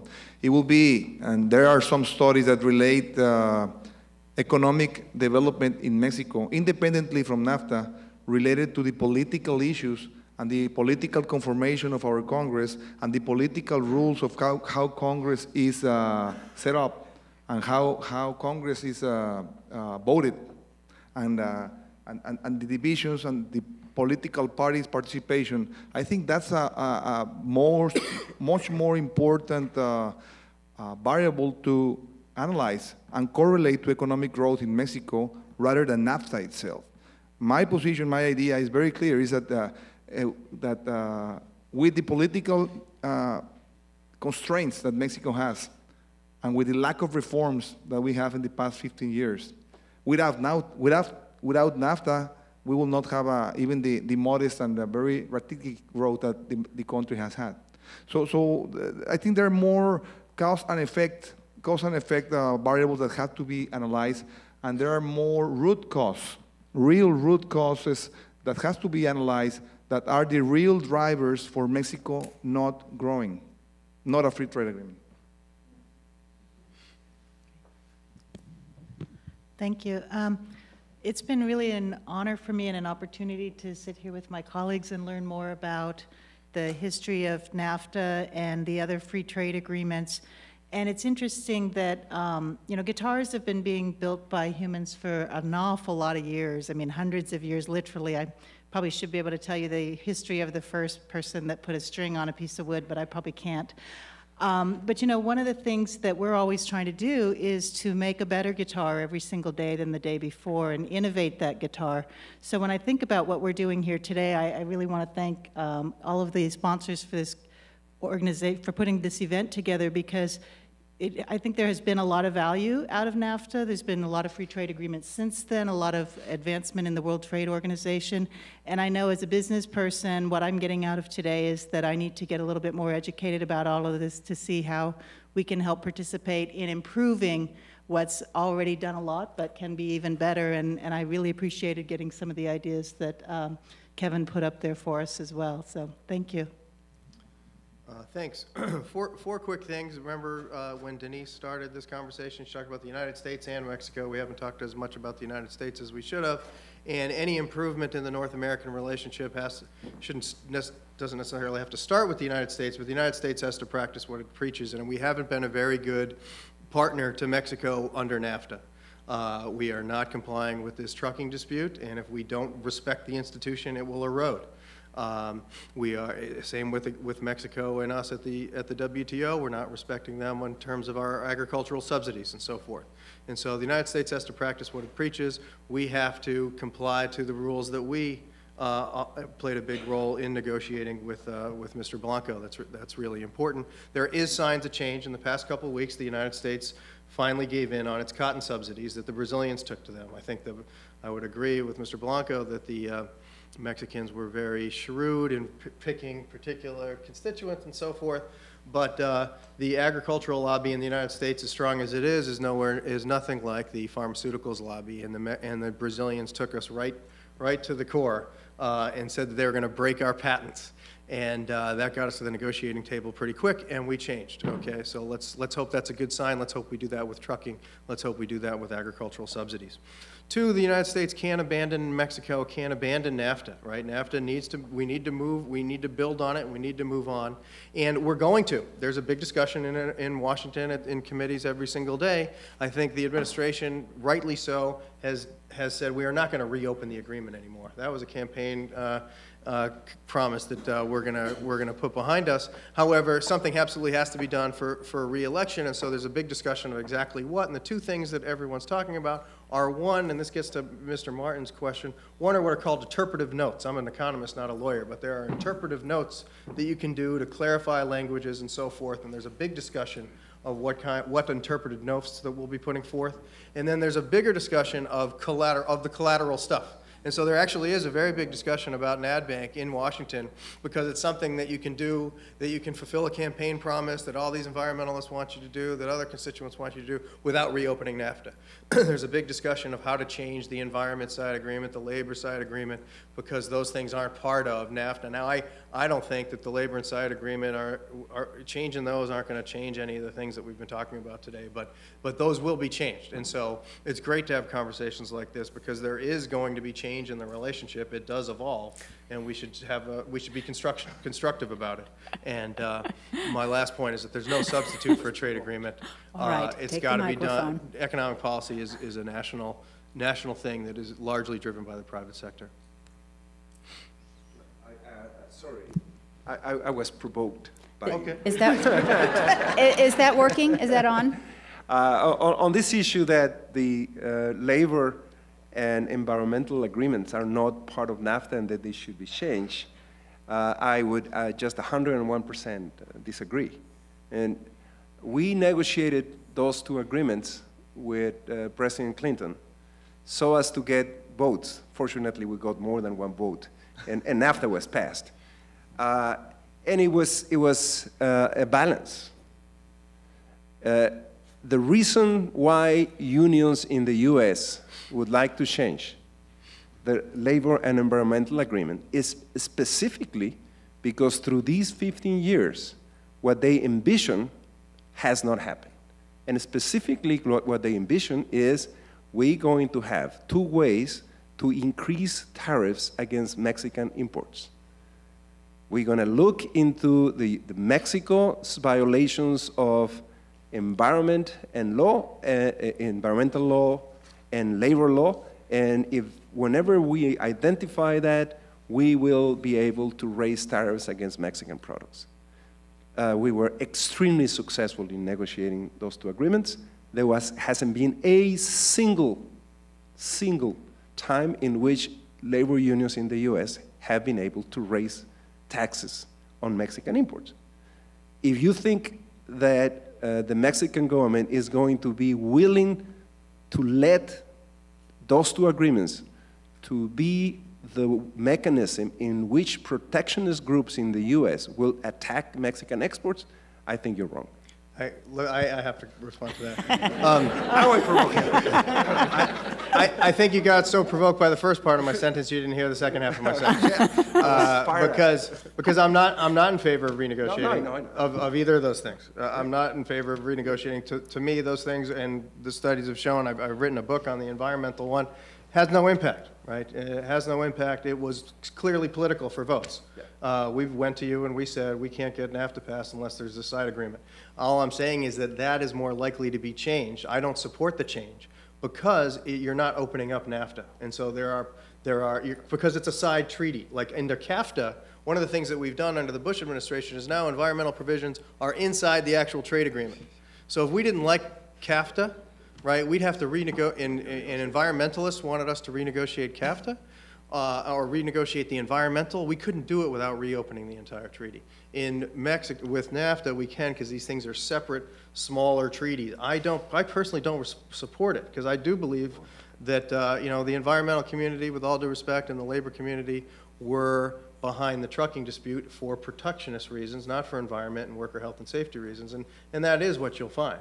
What I was saying was that things will be changed, and we should have a constructive conversation about it, and that's what we're doing here. And that those are the kinds of things that the conversation that we're moving towards things that are relatively easier to change than opening the agreement. I'm not supporting some of those things. Well, I think it's very suitable to end on an opportunity to have continued dialogue. And as I said, we couldn't possibly settle and discuss, and there's so many, I had lots of questions and had to hold back as well. I really want to thank our panelists for participating on behalf of the Aller Center for International Business and the Transporter Institute at the University of San Diego. It's been a pleasure to have you here, and to all of you for participating. Charles, can you go ahead? Thank you very much. Thanks to everyone.